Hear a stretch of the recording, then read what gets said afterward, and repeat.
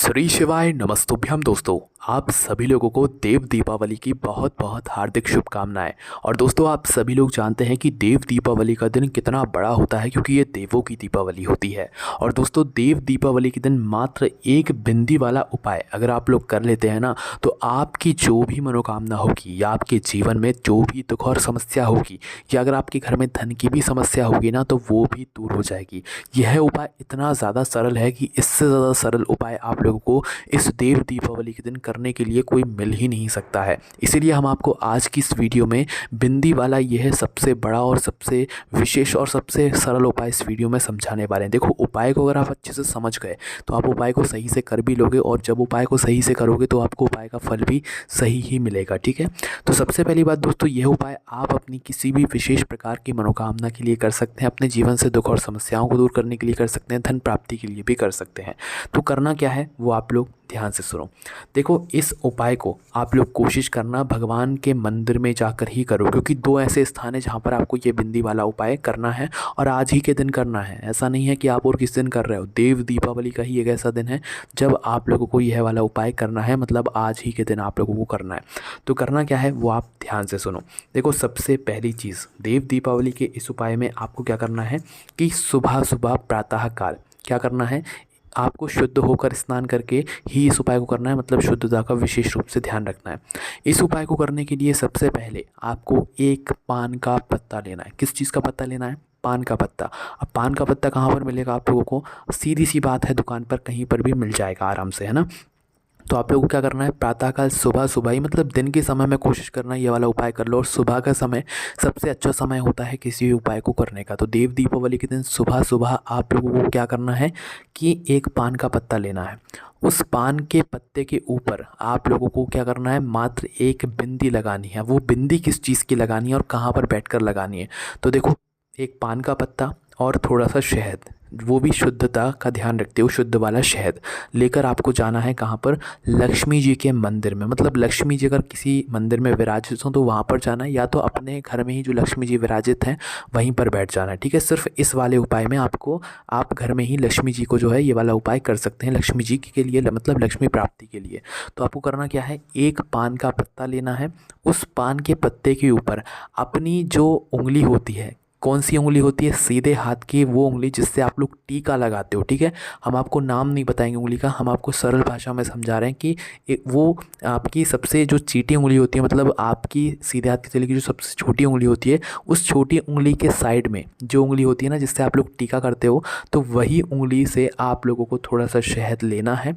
और थोड़ा सा शहद लेकर उस मतलब जो आपका पान का पत्ता है उसके बीचों बीच एक बिंदी रखना है। पूरे में नहीं लगाना है, मात्र एक बिंदी रखना है। और इस उंगली के अलावा भी आप की जो उंगली हो, जो सबसे पहली वाली उंगली होती हो, आप उस उंगली से भी टीका कर सकते हो। मतलब एक बिंदी वहाँ पर लगा सकते हो। कहने का मतलब है कि शहद से आपको पान के पत्ते के बीचों बीच एक बिंदी अकेली लगानी है और कुछ भी नहीं करना है। इस एक बिंदी को इस पान के पत्ते के ऊपर लगाकर आपको माता लक्ष्मी जी के सामने इस पान के पत्ते को रख देना है। ठीक है, इस पान के पत्ते का मतलब भोग लगा देना है। ठीक है, यहाँ पर भोग का बोला गया है पंडित जी द्वारा कि इस पान के पत्ते के ऊपर शहद की एक बिंदी लगाकर आपको माता लक्ष्मी जी के सामने इसका भोग लगा देना है। भोग लगाने के बाद आपको प्रार्थना करना है माता लक्ष्मी जी से कि हे माता लक्ष्मी, आप हमारे घर में सदा विराजित रहें, हमारे घर में धन सुख संपदा की कभी कमी ना आए, आप हमेशा हमसे जो है प्रसन्न रहेगी, और हमसे कोई गलती हो गई हो अनजाने में तो उसके लिए हमें क्षमा कीजिएगा। ऐसे आपको भगवान से प्रार्थना करना है, लक्ष्मी प्राप्ति के लिए, धन प्राप्ति के लिए, और अपने घर में कभी भी धन की कमी ना आए, ऐसी प्रार्थना करते हुए। ठीक है,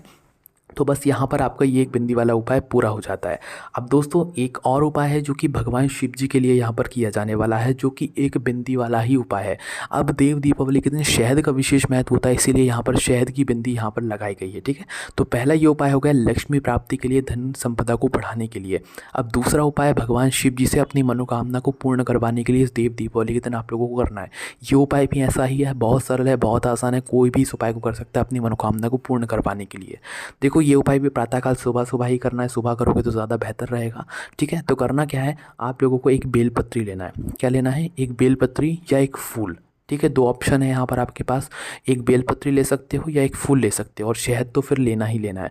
ये दोनों चीज़ों को लेकर शुद्ध होके आप लोग भगवान शिव जी के मंदिर पहुँच जाओ। भगवान शिव जी के मंदिर पहुंचकर आप भगवान शिव जी के पास में बैठ जाओ कुछ समय के लिए, ठीक है। और बैठने के बाद आपको क्या करना है, अगर आप लोग अपने साथ में बेलपत्री लेकर गए हो उपाय को करने के लिए, मनोकामना पूर्ण करवाने वाले उपाय को करने के लिए, तो आप क्या करो, वो जो बेलपत्री होगी उस बेलपत्री की बीच वाली जो सबसे बड़ी पत्ती होगी ना, उस पत्ती पर आपको क्या करना है, अपनी उसी उंगली से, जो उस उंगली से आपने अभी पान की पत्ती के ऊपर बिंदी लगाई थी, मतलब यहाँ पर शहद की, उसी शहद में आप लोगों को अपनी उंगली भिगोकर इस बेलपत्री की बीच वाली बड़ी पत्ती पर एक बिंदी शहद की लगा देनी है। कितनी बिंदी?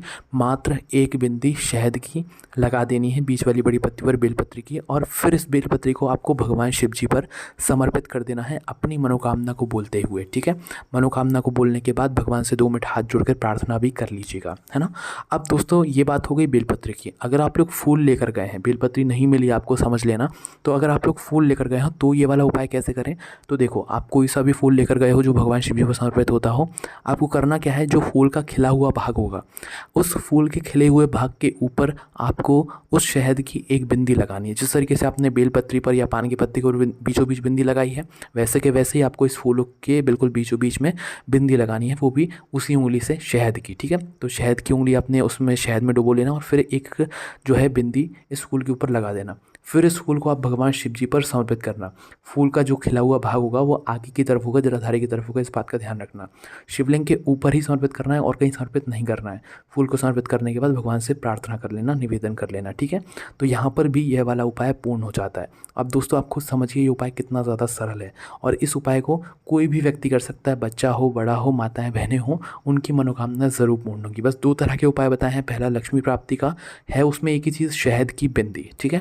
तो एक लक्ष्मी प्राप्ति का बताया और दूसरा मनोकामना पूर्ति का बताया। तो दोनों ही उपाय आप ज़रूर करके देखिएगा, आपको निश्चित ही फल की प्राप्ति ज़रूर होगी। बाकी दोस्तों इस उपाय करने में कोई भी दिक्कत, समस्या, परेशानी आती है तो आप हमसे कमेंट करके पूछ सकते हैं। और ये उपाय आपके जीवन से कर्जे को दूर कर देगा, धन की समस्या को दूर कर देगा, आपकी टेंशन खत्म कर देगा। मतलब सभी तरह की समस्याओं के लिए आप ये वाले उपाय कर सकते हैं। कोई भी समस्या कमेंट करके पूछ सकते हैं। ओम नमः शिवाय, जय भोले बाबा, श्री शिवाय, नमस्तुभ्यम।